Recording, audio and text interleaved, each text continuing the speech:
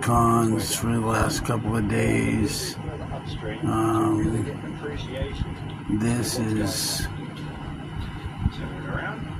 what I've cleaned up so far. I still haven't gotten my pump for my Miller table yet, but this is what it looks like. There's a lot of real little stuff. Like I said, I still haven't gotten the real little stuff. Now I pan that small stuff down. There's some real chunky stuff in there. I mean, I don't know, real chunky, but I mean, for Iowa, I'd say that's pretty darn chunky.